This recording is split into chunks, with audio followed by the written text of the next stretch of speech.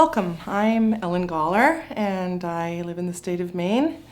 I've been a member of Childsplay for a while, quite a while, from the beginning. And so we're going to do a little lesson here, and what we'll be focusing on is what are the things that you can do as a fiddler to kind of get you past perhaps maybe that stuck place. It's oftentimes people get going with a fiddle and they find that they get stuck, they plateau. And so we're going to just explore some of those ways that we can break through that. So I find in the beginning it's really good to just check to make sure you have some good setup. And you know, oftentimes people will find that the bow hold is just rigid like this, it's frozen, and that they're moving from the shoulder like this. And that just doesn't give you a whole lot of flexibility in terms of being able to sort of push through, being able to play fast or comfortably. So you want to have your elbow moving, you want to have your wrist moving, and you want to have your fingers moving.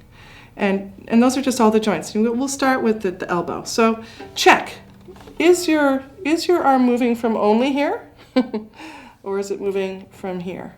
So typically what happens is from the middle to the tip, you've got to open your gate like that. Open and close the gate. And then to get to the frog, you've got to come from the shoulder. So it's like two motions. You've got the gate opening in the top half of the bow, and then to the bottom half you've got the shoulder. Now, oftentimes people will have this arm way up here, and you know, that's one way to play. However, in order to get a certain amount of power, you have to twist your arm like this. And that's just very accident prone.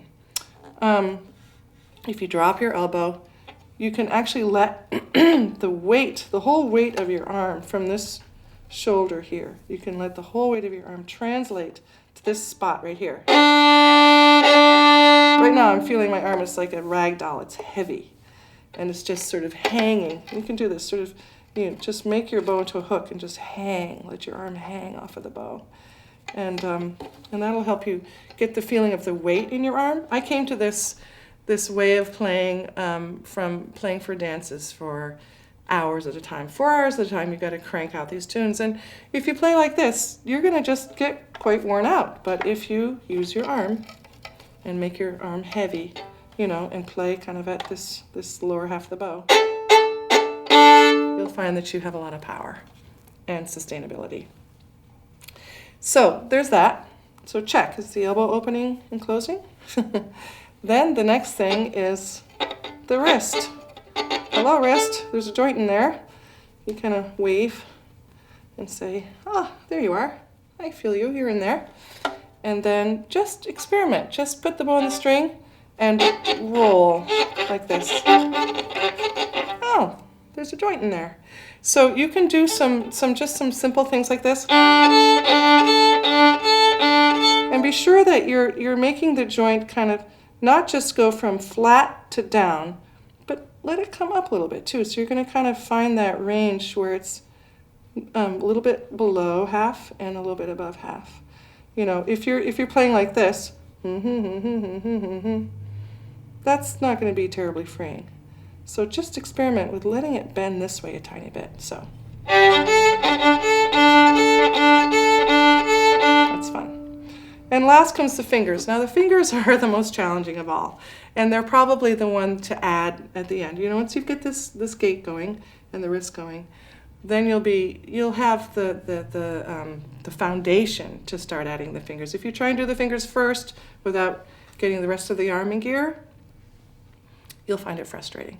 So if you take your hand, notice all the fingers are bent. The fingers are bent and the thumb is bent too.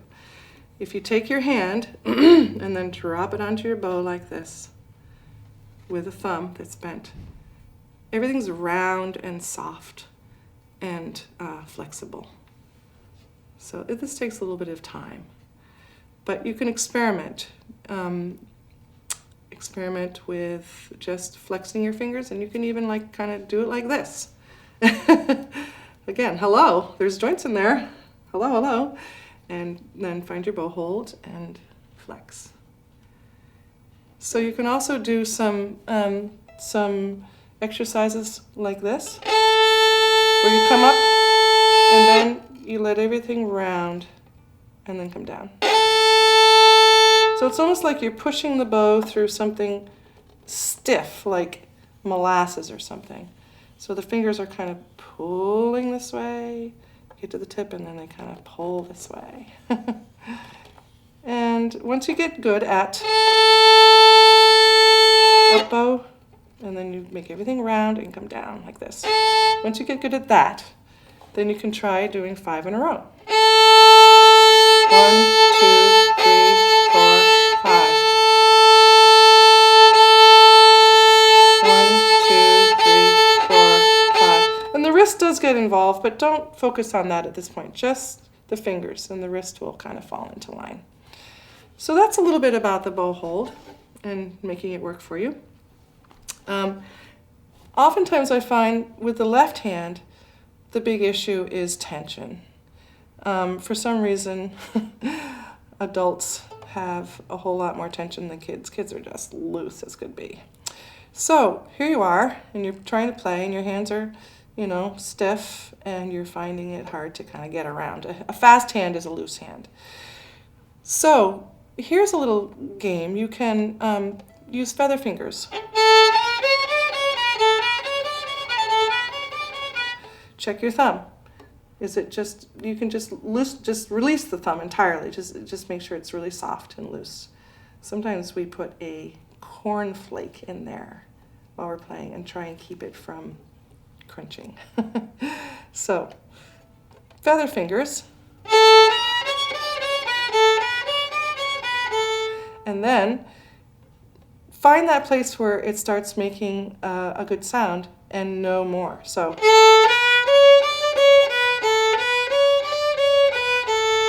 surprise, surprise, when you put your finger down, you can actually get a good sound at that moment before the string is actually contacting the fingerboard. So sometimes when I play, there's just actually a tiny space underneath the string. So when you think about that, you don't have to push the finger down, so that you're gripping or, playing it really hard. It's actually, there's a little bit of play there. So, which is a good thing to know when you're doing fast notes like, you don't have to be pushing it all the way down. So find that place where, you're making a good sound without using a lot of tension. And, some people play like this. That, it's not wrong. However, it does require that all the tendons kind of coming through this carpal tunnel place here are stressed. And so it is a little more accident prone. So this actually gives you more flexibility. And check, are your fingers moving from this joint, like little hammers, or are they moving from this joint? That's kind of hard to manage. So just check, and if you want to, you can kind of make a little hammery sound like this with each finger. And they're like spring-loaded hammers, little spring-loaded hammers. One thing to listen for is, do your fingers sound poppy going down as well as going up?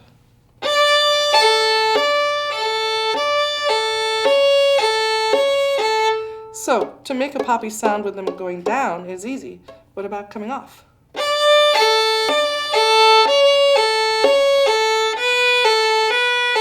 So those are just a few things. And if you find you still have a lot of tension and it's just really hard to get around, play a tiny bit and then check. So maybe you're playing a tune. Check, loosen your hand. Check, loosen hand. Check. Check. So just go through a tune like that. So there you have it for that aspect of things.